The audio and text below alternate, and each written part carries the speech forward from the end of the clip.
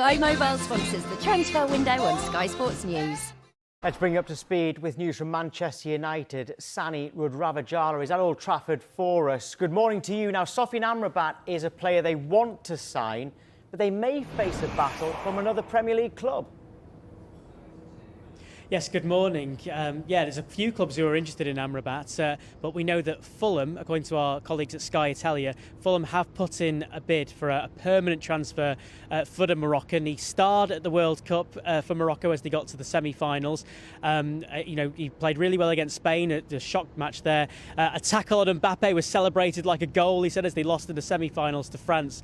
But we know Fulham are interested in him. There's a few other clubs who are knocking around as well, but Manchester United would really like him. He's a combative midfielder, ball winner, really good in possession as well, really good passer of the ball.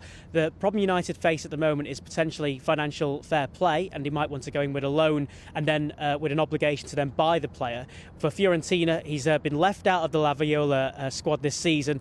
Last played for them in the conference final, which they lost to West Ham. And I think Fiorentina are after a permanent move if they can for the player, who's wanted by so many clubs, and Fulham therefore is a good option for them. But Manchester United are still very much in the hunt for the Moroccan, and we'll bring you all the latest on that. They face Arsenal on Sunday, the United, and we know they've already looking for a full-back, and Sergio Reguilon has passed the medical from Spurs, so he's one that could be available. As far as Amrabat's concerned, that one is a bit of a wait and see at the moment, Tom. Yeah, potentially a busy day though for you, Sani. Thank you.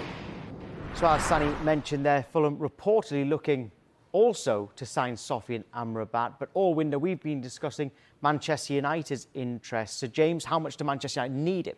Well, I think an early injury to Mason Mount, who's out for a few weeks, and with Fred leaving the club, means there is a hole in that midfield at the moment. And Erik ten Hag has often spoke about wanting United to be the best transitional side in the world.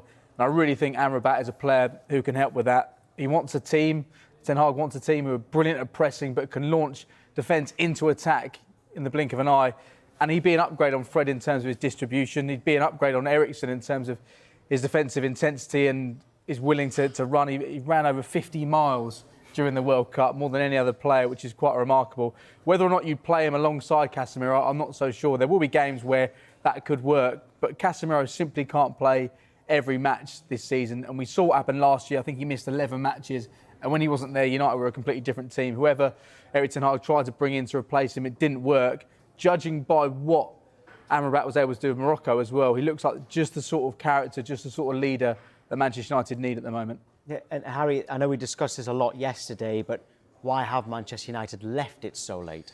Well, that will be the big question, won't it, that Manchester United fans are asking as it approaches the final day of the window. And you mentioned there how much they really need reinforcements in that midfield area. Mount, obviously the injury to him has made that more significant, but he was an attacking midfielder. They've needed a defensive midfielder since the start of the window. When Casemiro isn't there, they do fall apart, as you mentioned, so someone that can play alongside him or in place of him is key.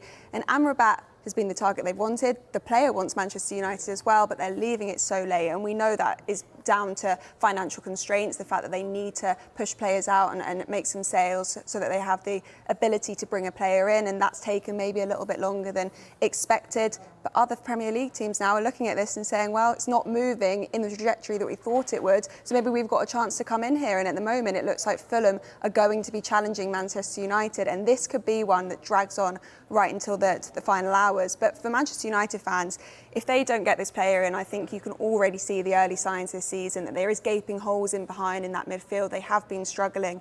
They've wanted the player for so long. If he ends up going to another Premier League club, that will feel like a huge, huge blow for Manchester United. But they've left it late, and that's the risk when you enter deadline day.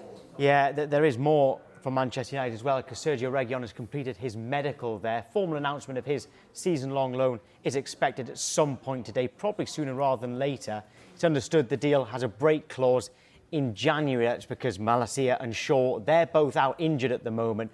So if Reguilon comes in, he might not be needed again in January. As for Altay Bayindir, Manchester United do have a full agreement in terms of signing that goalkeeper from Fenerbahce, £4.3 million, and there might be an outgoing too at the club because Fulham have made initial contact over the conditions of a potential deal for midfielder Scott McTominay. He was linked with a move to West Ham earlier in the summer. Fulham doing their due diligence if João Palhinha leaves.